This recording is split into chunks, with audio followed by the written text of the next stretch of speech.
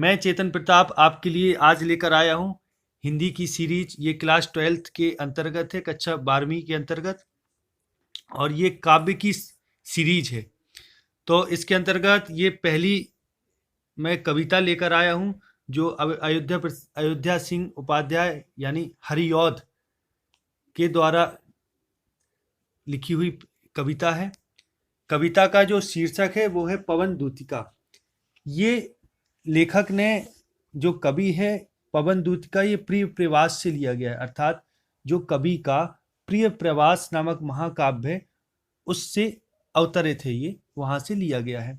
तो इसमें जो इसका पीछे का जो भाव है वो कुछ इस प्रकार से है कि जो राधा रानी होती हैं वो बहुत दुखी होती हैं।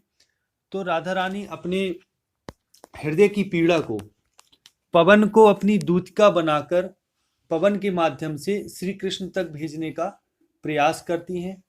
और इसमें राधा रानी श्री कृष्ण के विरह में बहुत व्याकुल होती हैं, तो अपना संदेश पवन को दूतिका बनाकर श्री कृष्ण तक पहुंचाने का एक प्रयास है। और इसमें राधा रानी बहुत जगह लोक सेविका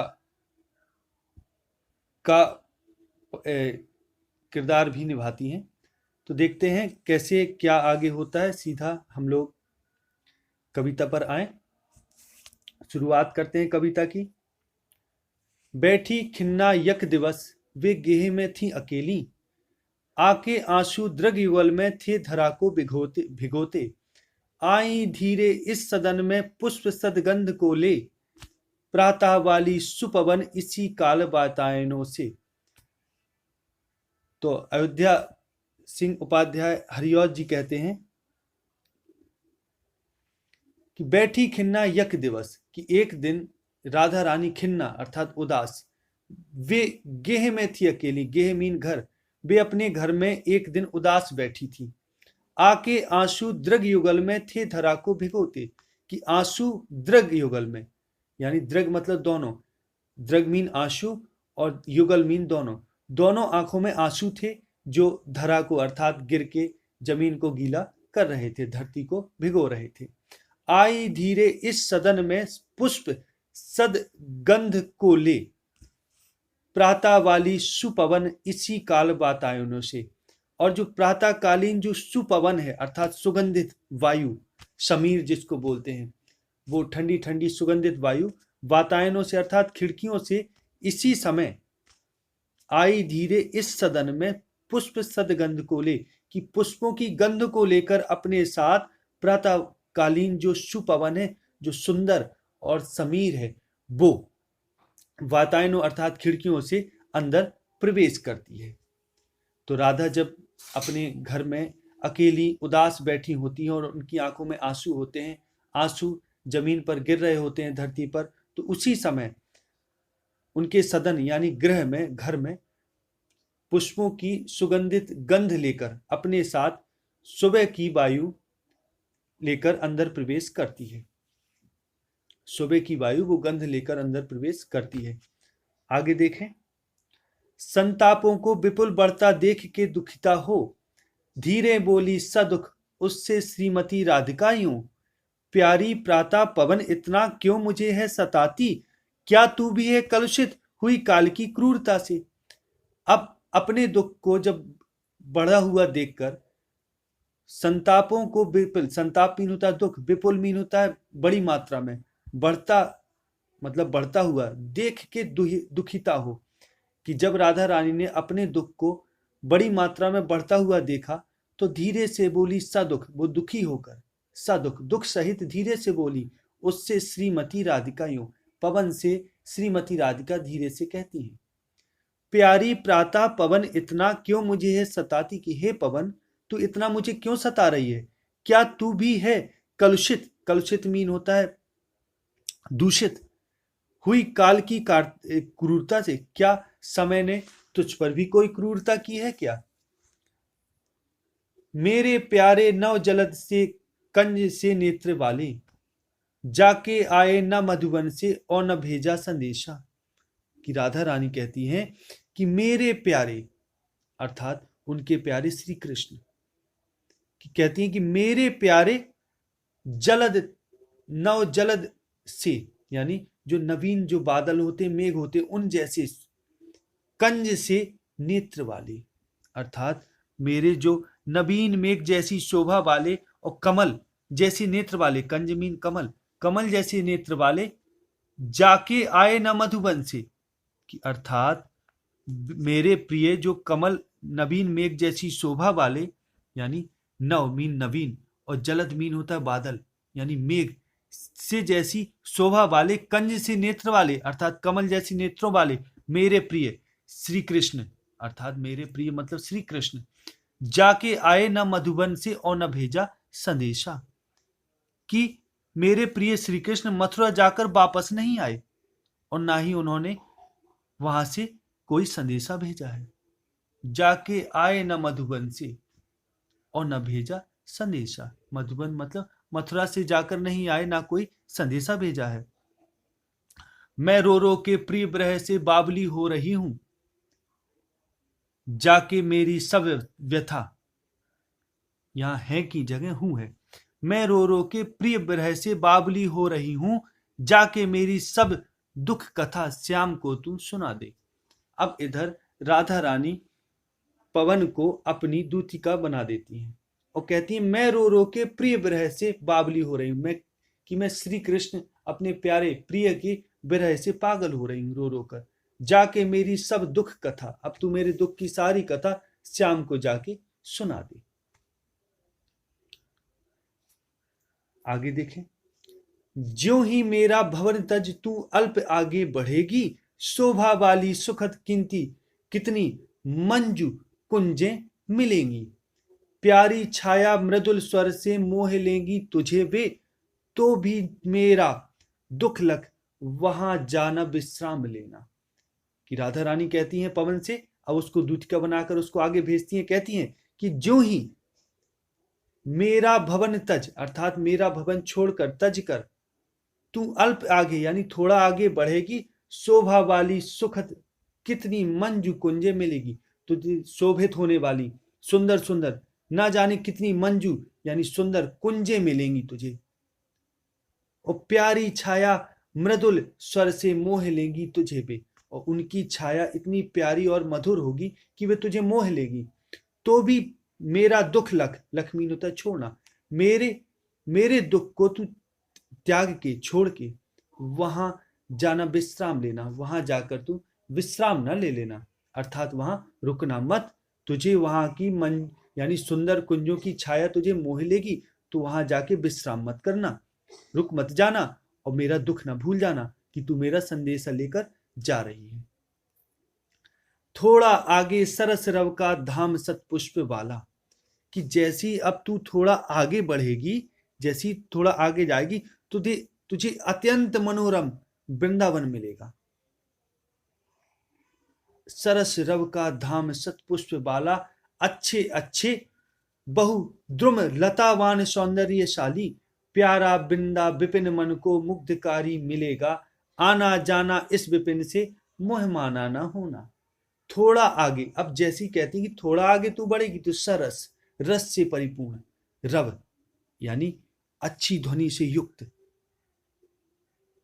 यानी मधुर संगीत से जो हमेशा गूंजा करता है, वो धाम सतपुष्प वाला अर्थात पुष्पों की सुगंध से भरा हुआ, अच्छे अच्छे बहुद्रुम कि जहां बहुत अच्छे अच्छे बहुत सारे द्रुम पेड़ होंगे, जो लतावान वृक्ष होंगे, द्रुमीन वृक्ष जो लतावान जिनमें लताएं होंगी, सौंदर्यशाली जो बड़ी सुंदर प्रतीत हो रही होंगी, ऐसा प्यारा वृंदा विपिन मन को मुग्धकारी मिलेगा, कि तुझे मन को मोह लेने वाला ऐसा प्यारा वृंदा विपिन यानी वन मिलेगा, वृंदावन मिलेगा, और आना जाना इस विपिन से, तुम जब जाओगी तब तुम्हें मिलेगा, और जब वापस आओगी तब मिलेगा, तो आना जाना इस विपिन से मोह माना ना होना, अर्थात वहां मोहित ना हो जाना, मोह माना मतलब होता है मोहित ना हो जाना।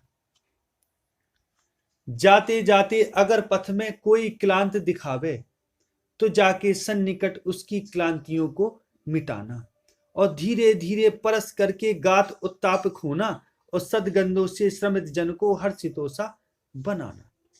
कि जाते जाते अगर पथ में, अगर रास्ते में जाते जाते तुझे कोई क्लांत यानी कोई दुखी यानी थका हुआ कोई व्यक्ति अगर मिले, क्लांत मीन थका हुआ कोई व्यक्ति दिखे, तो जाके सन्निकट उसके पास जाना, उसकी क्लांतियों अर्थात उसकी थकावटों को मिटा देना, और धीरे धीरे परस करके उसको बड़े आराम से स्पर्श करना, गात उत्तापक होना अर्थात उसके शरीर का बड़े हल्के से स्पर्श करना, और उसके गात अर्थात शरीर का उत्ताप, गर्मी को तुम दूर कर देना, खो देना, और सदगंधों से श्रमित जन को, उस थके हुए व्यक्ति को, श्रमित मतलब थके हुए जन्मीन व्यक्ति को सदगंधों से, अपनी सुगंधित जो वायु, जो गंधों को लेकर तुम जाएगी, उससे उस व्यक्ति को हर्षितों सा बनाना, प्रसन्न कर देना, बस हर्षित कर देना। इस प्रकार से इन पंक्तियों में राधा रानी एक लोक सेविका की भूमिका को निभा रही हैं। लज्जाशीला पथिक महिला जो कहीं दृष्टि आए, होने देना विकृत वसना, तो ना तू सुंदरी को, और जो थोड़ी भी श्रमित वह हो, गोद ले श्रांति खोना, होठों की और कमल मुख की मिलानताएं मिटाना। अब वो कहती हैं कि लज्जाशीला पथिक महिला जो कहीं दृष्टि आए, कि लज्जाशीला अर्थात लजाने वाली कोई अगर पथिक रास्ते में तुमको कोई महिला दिखे, दृष्टि आए, होने देना विकृत बसना, तो ना तू सुंदरी को, उस सुंदरी को तू तेज चल के उसके वस्त्रों को विकृत मत कर देना, तू उसके वस्त्रों को हटा मत देना, और जो थोड़ी भी श्रमित वह हो, अगर थोड़ी सी भी श्रमित वह दुखी दिखे, तो गोद ले श्रांति खोना, उसकी थकावट को, श्रांति को मिटा देना। होठों की और कमल मुख की, होठों की और उसके कमल रूपी मुख की मिलानताएं, यानी उसकी झुर्रियों को, जो भी वो मलिनता हो, उसको तुम हटा देना, उसको मिटा देना, उसको शीतल कर देना, अपनी शीतलता से दूर कर देना, मिटा देना। कोई क्लांता कृषक ललना खेत में जो दिखावे, धीरे धीरे परस उसकी क्लांतियों को मिटाना। जाता कोई जलद यदि हो ब्योम में, तो उसे ला छाया द्वारा सुखित करना तप्त भूतांगना को। कि वो कहती हैं कि कोई क्लांता अर्थात थका हुआ, कृषक ललना किसान का लाल यानी बच्चा, खेत में जो दिखावे, अगर तुमको खेत में दिख जाए, तो धीरे धीरे परस उसकी क्लांतियों को मिटाना, तो तुम धीरे धीरे उसको छूकर उसकी थकावट, उसकी क्लांतियों को मिटा देना, थकावटों को मिटा देना। जाता कोई जलद यदि हो व्योम में, तो उसे ला छाया द्वारा सुखित करना तप्त भूतांगना को। कि अगर कोई बादल जलद व्योम यानी आकाश में जा रहा हो, तो उसे तुम ले आना और छाया द्वारा सुखित करना, अर्थात उसको लाके उसकी छाया कर देना और सुखित करना, किसको? तप्त भूतांगना को, उस तपी हुई स्त्री को जो तुम्हें रास्ते में मिले। कि एक बादल अगर कोई दिखे, तो बादल की तुम छांव कर देना, बादल को लाके उसके ऊपर कर देना, जिससे कि थोड़ी छाया मिले उसको, वो सुखी हो जाए। ऐसी उस तप्त, गर्मी से तपती हुई भूतांगना यानी स्त्री को तुम इस प्रकार से सुखी करना। जाते जाते पहुंच मथुरा धाम में उत्सुका हो, न्यारी शोभा वर नगर की देखना मुग्ध होना। तू होवेगी चकित लख के मेरु से मंदिरों को, आभा वाले कलश जिनके दूसरे अर्क से हैं। कि अब वो कहती हैं कि जब तू आगे और जाएगी, तुझे मार्ग में जाते जाते पहुंच मथुरा धाम, तू मथुरा धाम पहुंच जाएगी। मथुरा धाम में उत्सुका हो, तू बड़े उत्सुक हो के तू जाते जाते जब वहां जाएगी, तो बड़े तुझे मथुरा धाम मिलेगा। और प्यार न्यारी शोभा वर नगर की देखना मुग्ध होना, तो मेरे वर यानी श्रेष्ठ श्री कृष्ण के नगर की शोभा को देखकर मुक्त हो जाना, अर्थात तुम उनके नगर की शोभा को देखकर उत्सुक हो जाओगी। तो अपनी उत्सुकता को छिपाना मत, दबाना मत, जबकि उस सर्वोत्तम, उस श्रेष्ठ शोभा वर नगर की, उस श्रेष्ठ नगर की शोभा को तुम मुक्त होकर देखना। तू होवेगी चकित लख के मेरु से मंदिरों को, कि तू चकित हो जाएगी, लख यानी देख के उस मेरु पर्वत के समान ऊंचे ऊंचे मंदिरों को, आभा वाले कलश जिनके, कि जिनके ऊपर आभा वाले यानी प्रकाशवान कलश, जिनके दूसरे अर्क से हैं, अर्थात उनके जो कलश, उन मंदिरों में जो कलश लगे हैं ऊपर, वो दूसरे अर्क अर्थात सूर्य के जैसे हैं, कि तू उनको जब देखेगी तो जो तुझे वे प्रकाशवान और दूसरे सूर्य जैसे प्रतीत होंगे। देखे पूजा समय मथुरा मंदिरों में जाना, कि देख पूजा के समय तू मंदिरों में जाना, मथुरा के मंदिरों में, और नाना वाद्यों मधुर स्वर की मुग्धता को बढ़ाना, कि नाना वाद्यों मधुर स्वर की मुग्धता को बढ़ाना। तू नाना यानी विभिन्न प्रकार की वाद्यों से गुजर के, जो वाद्य यंत्र होते वहां से गुजर के उन्हें अपना स्वर प्रदान करना, अर्थात उनके स्वर को और बढ़ा देना, जिससे कि वे और मुग्धकारी संगीत प्रस्तुत करें। केवा अथवा लेके रुचिर तरु के शब्दकारी फलों को, रुचिर तरु, जो भी तुम्हें तरु अच्छा लगे, पेड़ तुम्हें, तरु मीन पेड़, रुचिर मीन तुम्हें जो रुचे अच्छा लगे, के शब्दकारी फलों को, कि उनके शब्दों को, उसके शब्दकारी फलों को तुम वो ले लेना, यानी शब्दकारी फलों का मतलब है जो भी पेड़ तुम्हें अच्छा लगे वहां से गुजरना, उससे ध्वनि रूपी जो फल उत्पन्न हो उसको तुम ले लेना। शब्दकारी फलों को धीरे धीरे मधुर रव से मुग्ध हो बजाना, अर्थात जब तुम पेड़ों से के पत्तियों और तनों से जब तुम गुजरोगी तो उससे ध्वनि उत्पन्न होगी, तो धीरे धीरे मधुर यानी मीठे, रव मीन ध्वनि से मुग्ध हो बजाना, तो वहां से उन पेड़ पत्तियों को तुम धीरे धीरे बजाना, अर्थात वहां से ऐसे गुजरना जिससे कि धीरे धीरे गुजरना, जिससे कि संगीत उत्पन्न हो। तू देखेगी जलद तन को जा वहीं तदकता हो, होंगे लोने नयन उनके ज्योति उत्कीर्णकारी, मुद्रा होगी वरवदन की मूर्ति सी सौम्यता की, और सीधे साधे वचन उनके सिक्त होंगे सुधासी। अब राधा रानी आगे कहती हैं कि तू देखेगी जलद तन को, जलद मतलब बादल, मेघ, कि मेघ जैसे वर्ण वाले उनके शरीर को तुम देखोगी, जा वहीं तदकता हो। जलद तन अर्थात श्री कृष्ण, जिनका शरीर मेघ वर्ण जैसा है, उनके शरीर को तू वहीं तदकता अर्थात प्रकाशवान होता हुआ देखेगी, तेज छोड़ता हुआ।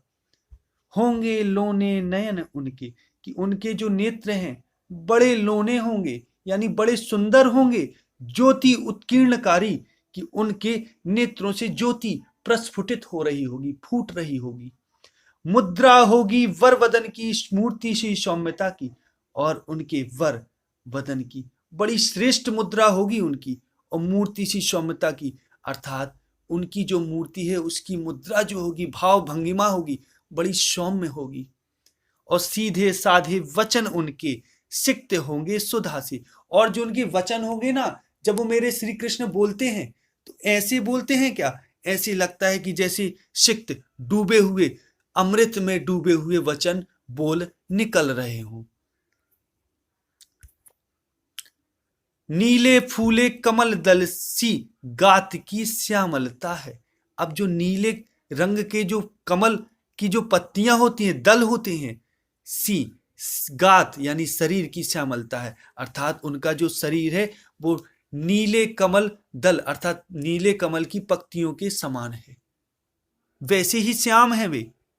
पीला प्यारा वसन कटी में पहनते हैं फबीला, और छूटी काली अलख मुख की कांति को है बढ़ाती, और सद वस्त्रों में नवल तन की फूटती सी प्रभा है। कि राधा रानी उनके सौंदर्य, श्री कृष्ण के सौंदर्य का वर्णन करते हुए कहती हैं कि नीले फूले कमल दल सी गात की श्यामलता है, कि उनके शरीर की जो श्यामलता है यानी जो रंग है वो नीले फूले हुए जो कमल की जो पत्तियां होती हैं बिल्कुल वैसे ही हूबहू लगते हैं। और पीला प्यारा वसन कटी में पहनते हैं फबीला, कि उनकी कटी यानी कमर में पीतांबर पहनते हैं जो बहुत उन पर फबता है, जचता है।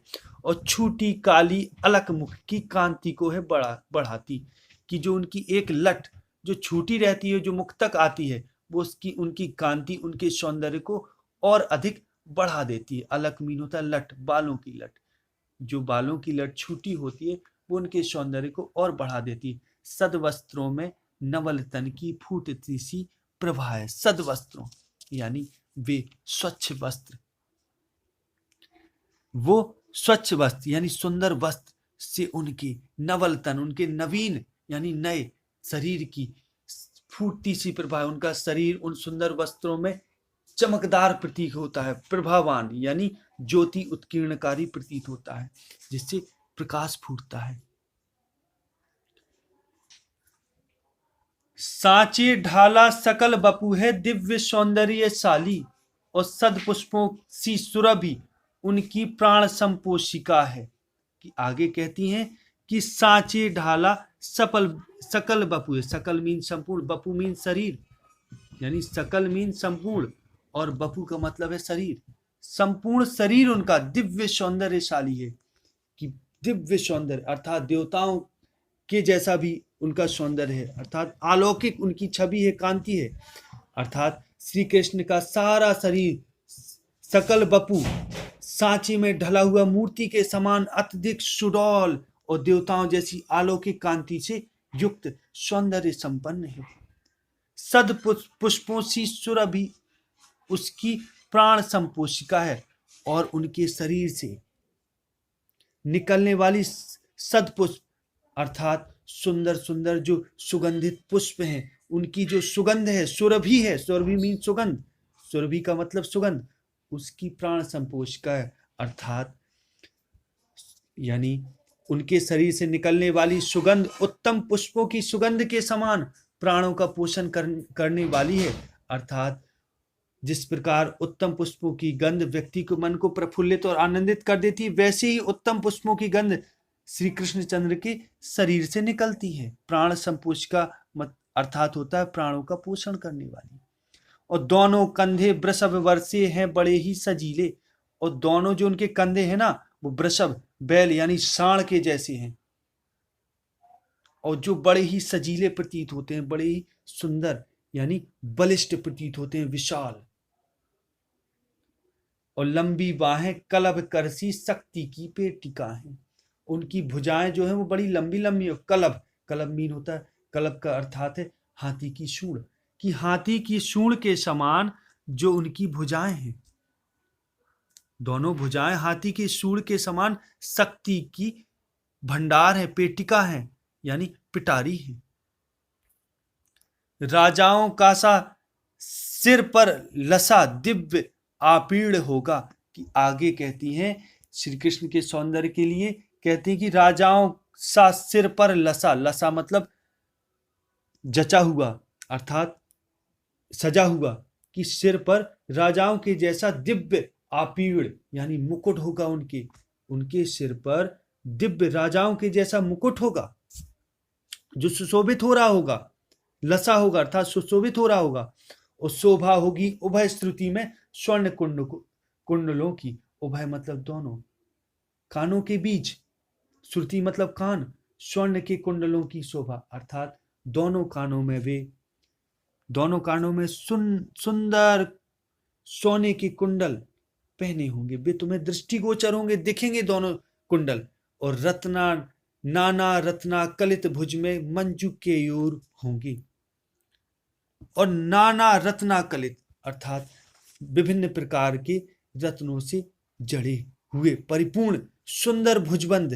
केयूर में मतलब होता है भुजबंद, मंजू मीन सुंदर, कि सुंदर उनकी भुजाओं में भुजबंद होंगी जो विभिन्न प्रकार के रत्नों से जड़ित होंगे। भुज मीन भुजा, वे धारण किए होंगे। और मोती माला लसित यानी मोती की मालाओं से शोभित उनका कंबू सा कंठ होगा। कंबू मतलब शंख। उनका जो कंठ होगा, गला होगा, वो शंख के जैसे आकार का होगा जिसमें मोतियों की माला शोभित हो रही होगी। तेरे में है ना यह गुण जो तू व्यथाए सुनाए। अब राधा रानी इसको पवन को दूतिका बनाकर भेजती हैं तो कहती हैं कि तेरे में इतना साहस नहीं है, कि तुझ में इतना साहस नहीं है, कि तेरे में है ना यह गुण जो तू व्यथाए सुनाए और व्यापारों को प्रखर मति और युक्तियों से चलाना। कि आगे राधिका रानी कहती हैं कि तेरे में इतना साहस नहीं है, अर्थात अब तेरे तो मुख है नहीं कि जो तू सारी मेरी व्यथाएं जाके ज्यों कहते हो सुना दे। व्यापारों को प्रखर मति, अर्थात व्यापार अर्थात है विभिन्न क्रियाकलाप को प्रखर मति यानी अपनी उच्च तेज बुद्धि से, मति से और युक्तियों से चलाना, अर्थात तमाम तरह की तू ऐसी युक्ति करना, ऐसी हरकत करना, क्रियाकलाप करना और उनको इस प्रकार से समझाने का प्रयास करना, अर्थात मेरा संदेश देने का प्रयास तुम करना। बैठे हों जो निज सदन में मेघ सी कांति वाले, तो चित्रों को इस भवन के ध्यान से देख जाना। अगर वे अपने निज सदन, अपने घर में, अपने महल में बैठे हों, वे मेघ सी कांति वाले अर्थात मेरे मेघ वर्ण, मेघ जैसे रंग वाले श्री कृष्ण अर्थात बादल की कांति के समान सुंदर वर्ण वाले मेरे प्रीतम श्री कृष्ण अगर अपने घर में बैठे हों, तो सबसे पहले घर में जो चित्र हो, चित्रों को इस भवन के ध्यान से देख जाना। तो ध्यान से उन चित्रों को, ध्यानपूर्वक टंगे जो चित्र होंगे उनको देखना। और जो चित्रों में विरह विधुरा का मिले चित्र कोई, तो जाके निकट उसको भाव से यूं हिलाना। प्यारे हो के चकित जिससे चित्र को और देखें, आशा है यूं सुरति उनको हो सकेगी हमारी। कि आगे राधा रानी कहती हैं कि जो चित्रों में, अगर उन चित्रों में से कोई विरह विधुरा अर्थात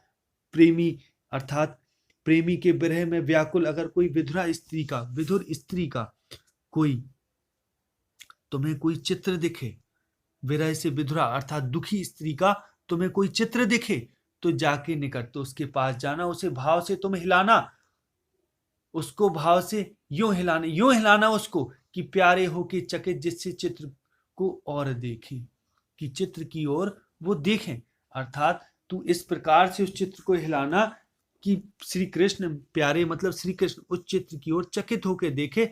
आशा है, और मेरी इस प्रकार से ये आशा है, यूं सुरति उनको हो सकेगी हमारी, कि इस प्रकार से उनको हमारी सुरति, हमारी स्मृति हो आएगी, अर्थात वो हमें जान जाएंगी, यानी वो हमारी उनको ध्यान आ जाएगी, वो जान जाएंगी कि इसी तरह राधा भी दुखी होगी। जो कोई भी इस सदन में चित्र उद्यान का हो, कि आगे कहती हैं कि अगर उस सदन में, उनके घर में कोई उद्यान वाघ का चित्र हो, और हो प्राणी विपुल उसमें घूमते बावले से, और विपुल विभिन्न बहुत सारे, विपुल मतलब बहुत सारे प्राणी उधर बाग में घूमते, पागलों से घूमते दिखाई देते हो, तो जाके सन्निकट उसके और हिला के उसे भी, तो उसके सन्निकट पास जाना और उसको भी हिलाना, और हिला के और मतलब और हिला के उसे भी देवात्मा को सुरति ब्रज के व्याकुलों की कराना। और देवात्मा अर्थात श्री कृष्ण को सुरति अर्थात ध्यान, ब्रज के व्याकुलों अर्थात ब्रज के जो व्याकुल, जो उनके प्रेमी हैं, जो ग्वाल बाल हैं और जो गोपियां हैं, उन सब की सुरति करा देना, ध्यान दिला देना, इस प्रकार कि जैसे इस चित्र में विभिन्न प्राणी पागलों की तरह घूम रहे हैं, ऐसी आपके प्रेम में व्याकुल सारे ब्रज के वासी इसी तरह पागल हैं, व्याकुल हैं। तो इस प्रकार से इसमें भी राधा रानी अपनी लोक सेविका के चरित्र को दृष्टिगोचर करती हैं। आगे देखें, कोई प्यारा कुसुम कुम्हला गेह में जो पड़ा हो, तो प्यारे के चरण पर ला डाल देना उसी को, यूं देना ए पवन बतला फूल सी एक बाला, मिलाना हो कमल पग को चूमना चाहती है। कि कोई प्यारा कुसुम कुम्हला गेह में जो पड़ा होगी, कोई प्यारा सा कुसुम फूल, कुसुम का मतलब होता है फूल,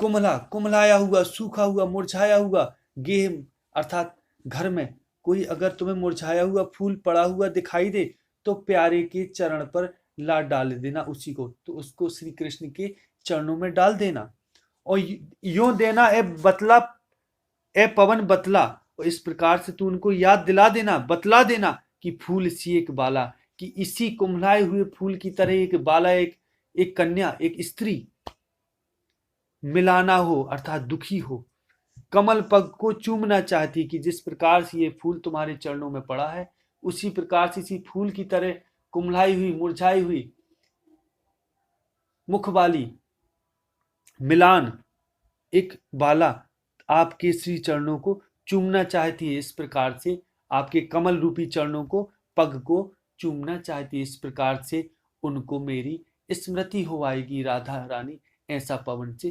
कहती है। जो प्यारे मंजू उपवन या वाटिका में खड़े हों, छिद्रों में जा क्वलित करना वेणु सा कीचकों को।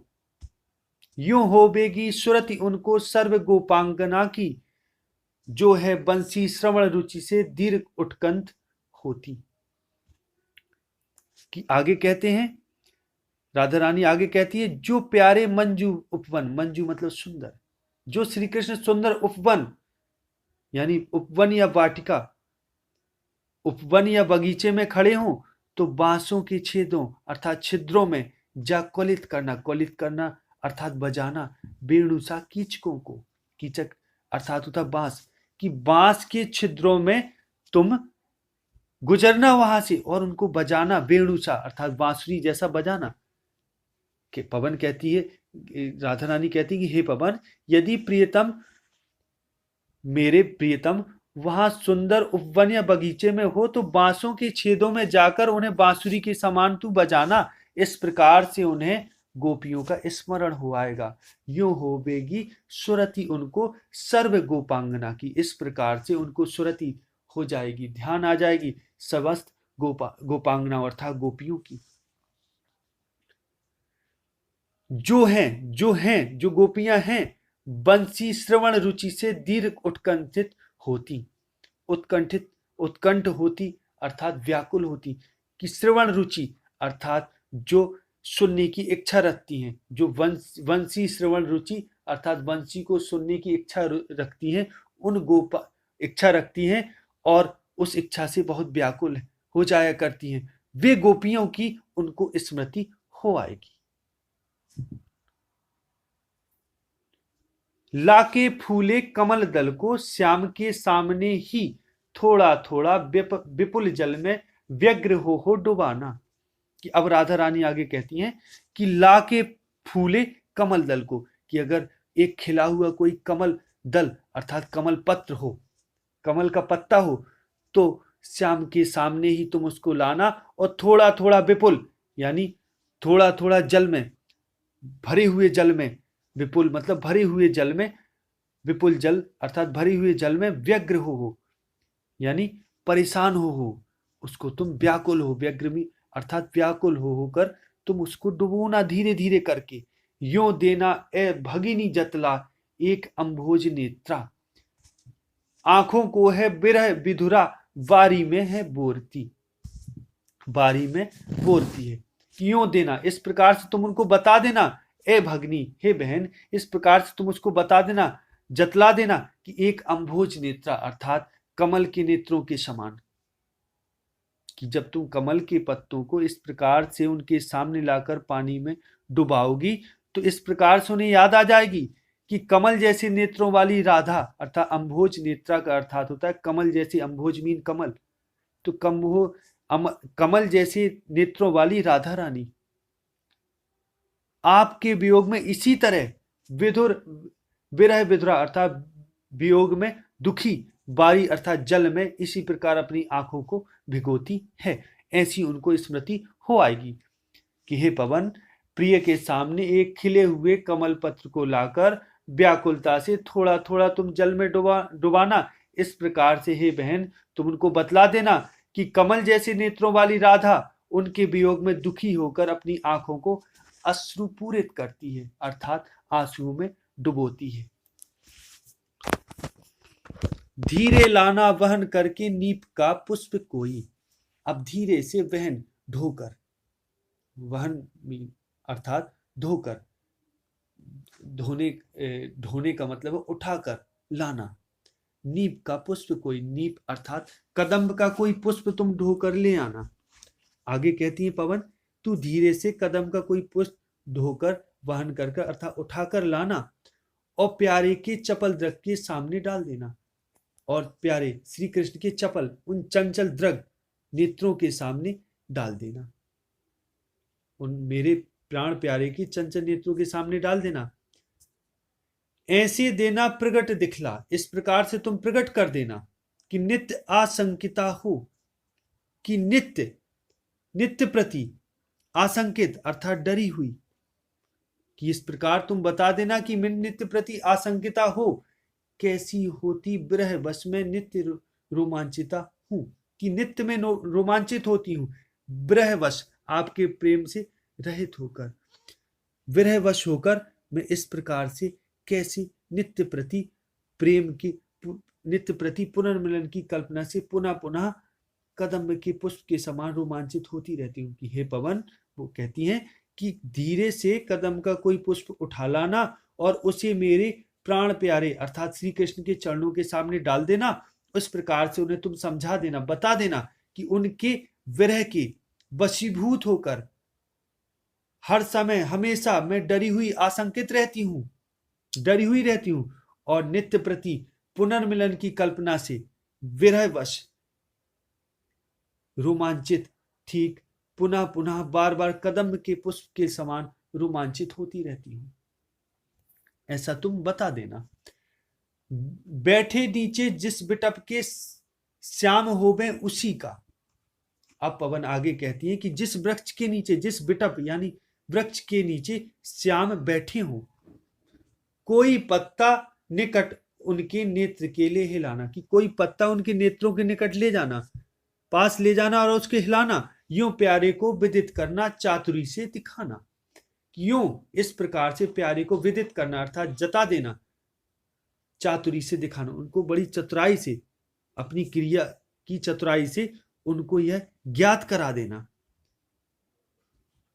कि मेरे चिंता विजित चित्त का क्लांत हो काब जाना, कि मेरे चित्त को चिंता ने जीत लिया और अब मुझ में कोई विशेष हिम्मत नहीं बची कि चित्त का क्लांत हो काब जाना, कि मेरा चित्त है जो क्लांत अर्थात बार बार दुखी या कमजोर हो गया है, थक गया है, वो बार बार कांपता है। इस प्रकार से तुम उस पत्ते को हिलाकर बताना किसी तरह मेरा हृदय भी चिंता ने जीत लिया और मैं टूट चुकी हूं अंदर से, और अब मेरे हृदय में कोई बल नहीं बचा, जिसके अभाव में मेरा हृदय पत्ते की समान ऐसे ही कांपता है। इस प्रकार से तुम उस पत्ते को हिला के यह उनको विदित करा देना। सूखी जाती मलिन लतिका जो धरा में पड़ी हो। आगे कहती है कि सूखी जाती, की सूखती हुई मलिन मैली कुचैली लतिका, कोई लता अगर कोई धरा में पड़ी हो तो पावों के निकट उनको उसको श्याम के ला गिराना, तो श्याम के चरणों में वो गिरा देना और यूं सीधे से प्रकट करना। इस प्रकार से तुम सीधे से प्रकट कर देना, बता देना उनको प्रीति से वंचिता हो, कि आपके प्रेम से रहित होकर, वंचित होकर अर्थात आपके मिलन से रहित होकर मेरा होना अति मलिन और सूखते नित्य जाना, कि इसी लता के समान में नित्य सूखती जा रही हूं, ऐसा तुम उनको लता को उनके चरणों में डालकर यह प्रकट कर देना। कोई पत्ता नवल तरु का पीत जो हो रहा हो, कि अगर कोई नवल तरु अर्थात नए पेड़ का कोई पत्ता पीत अर्थात पीला हो रहा हो, तो प्यारे के दृग युगल के सामने ला उसे ही, तो प्यारे श्री कृष्ण के दृग अर्थात नेत्र, युगल मीन युगल का अर्थात दोनों, दोनों नेत्रों के सामने उसको उसे तुम ला देना, उसे ही धीरे धीरे संभल रखना और उन्हें यो बता, धीरे धीरे संभाल के उस पत्ते को रखना और धीरे धीरे संभल रखना और उन्हें यूं बताना और उन्हें इस प्रकार से यह जता देना, यह बता देना कि पीला होना प्रबल दुख से प्रोसिता सा हमारा, कि प्रबल दुख से मैं भी एक प्रोसिता अर्थात ऐसी स्त्री जिसका पति विदेश गया हो, उसकी तरह मैं इसी प्रकार प्रबल दुख से आपके बिना पीली होती जा रही हूं, जिस प्रकार से ये पत्ता। तो इस प्रकार से तुम उनको यह जता देना कि आपके बिना इस पत्ते के समान राधा रानी पीली पड़ रही है, दुख से। यूं प्यारे को विदित करके सर्व मेरी व्यथाएं, धीरे धीरे वहन करके पांव की धूली लाना। थोड़ी सी भी चरण रज जो लाना देगी हमें तू, तो हा कैसे तो व्यथित चित्त को बोध में दे सकूंगी। तो आगे वो कहती हैं, क्यों प्यारे को विदित करके, इस प्रकार से श्री कृष्ण को तुम सब जता देना, विदित कर देना कि सर्व मेरी व्यथाएं, मेरी सब व्यथाएं जान जाएं, सब मेरे कष्ट जान जाएं। और धीरे धीरे वहन करके, अर्थात धीरे धीरे से कोई तुम उठा लाना। वहन करना अर्थात उठाना। वहन करके पांव की धूली लाना, उनके पैरों की धूली उठा लाना। और थोड़ी सी भी चरण रज अर्थात पैरों की धूली जो न ला देगी हमें तू, अगर तू हमें थोड़ी सी भी चरण रज न लाएगी तो तो बता कैसे तो व्यथित चित्त को मैं बोध दे सकेगी। तो राधा रानी कहती हैं कि मैं कैसे अपने इस दुखी चित्त को मुझे कैसे बोध होगा। तो तू कृपा करके इतना कर देना कि उनके चरणों की धूली ला देना मेरे लिए, ताकि मैं अपने चित्त को उस धूली का स्पर्श करके उसको अपने हृदय से लगा के उस अपने चित्त को बोध दे सकूंगी। आगे देखते हैं। पूरी होवे ना यदि तुझसे अन्य बातें हमारी, कि राधा रानी कहती है अगर ये अन्य बातें तुझसे हमारी पूरी ना हो, ये सब जो मैंने अभी तक तुझसे कहा ये सब पूरी ना हो, तो मेरी बिना इतनी मान ले, कि तू मेरी केवल इतनी विनती मान ले और चली जा। कि राधा रानी कहती है, ये सब बातें राधा रानी अभी कह रही है कि तू इतनी सारी मेरी विनती मान ले और चली जा। छू के प्यारे कमल पग को प्यार के साथ आ जा, कि उन श्री चरणों को छू के बड़े प्रेम के साथ आ जा, स्पर्श करके आ जा। जी जाऊंगी हृदय तल में मैं तुझी को लगा के, कहती है कि जाऊंगी मैं तो बस तुझी को उनका प्रतीक मानकर अपने हृदय तल में लगा लूंगी, कि तू उनके चरण कमलों को छूकर आ जाना, बस मैं इसी से संतुष्ट हो जाऊंगी और तुझे ही अपने हृदय से लगाकर संतुष्ट हो जाऊंगी। इस प्रकार से ये कविता समाप्त होती है। आशा है आपको ये कविता बहुत पसंद आई होगी। तो अधिक से अधिक इसको लाइक करें, आप कमेंट करें और अधिक से अधिक इसको शेयर करें। आगे भी और हम वीडियो इसके देते रहेंगे, और भी आगे जो कविताएं हैं वो निरंतर प्राप्त होती रहेंगी आपको। अधिक से अधिक इसको आप शेयर करें और आप अपने वैल्यूएबल कमेंट जरूर दें, क्योंकि आपके कमेंट ही चैनल को आगे बढ़ाने में मदद करते हैं। इसको अधिक से अधिक व्हाट्सएप, फेसबुक में शेयर करें। आशा है आपको ये वीडियो बहुत पसंद आया होगा। नेक्स्ट वीडियो में आगे मिलते हैं, तब तक के लिए नमस्कार। जय हिंद, जय भारत, वंदे मातरम।